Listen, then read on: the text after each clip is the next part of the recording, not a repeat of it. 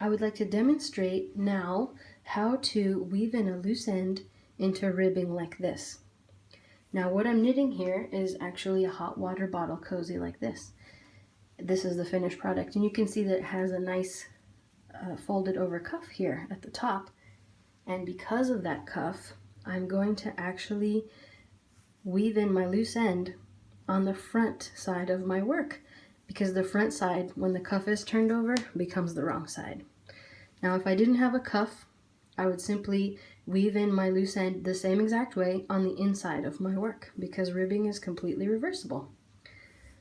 So I'm gonna thread my needle here, and a fun trick for that is to just double the yarn over like this, slide it off the needle, and then push the folded over piece of yarn right through the eye of the needle like that.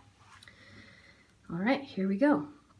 First thing I'm gonna do, my yarn is kind of pulling from the wrong side of my work. I'm gonna bring it over to the right side, just like that. Okay. Then you see this row of stitches here. I'm gonna go in each one of them like this,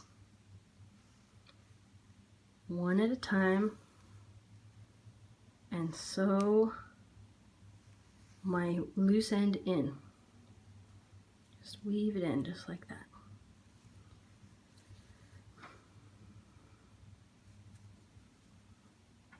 And a little bit further. I don't like my loose ends coming out at all, so I'm gonna give it some good distance there. All right, and then when I'm close to finished, I just pull on that, and you can see that it's virtually imperceptible. I'm gonna clip this end here, leaving just a little tiny tail, and technically that would be enough. You can see that you can't see the loose end at all when it's folded over. It's completely hidden. But if you're like me and you always want to make sure your loose ends never come out, then you can use a little bit of a little cheat technique here. This is just a foam mat, and this is a felting needle.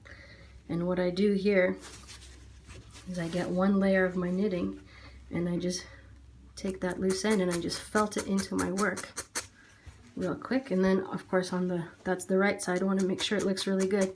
Get those little fuzzies to go away. And there you have it. That's a perfectly woven in loose end that's not going anywhere. You can't even really tell where it is, and that's the side it's hidden on. This is the right side of the work where it completely is hidden from the naked eye, and no one is ever going to find it. Sometimes when I weave in loose ends like this, even I can't find them afterwards. So that's how you weave in a loose end quickly and easily in ribbing.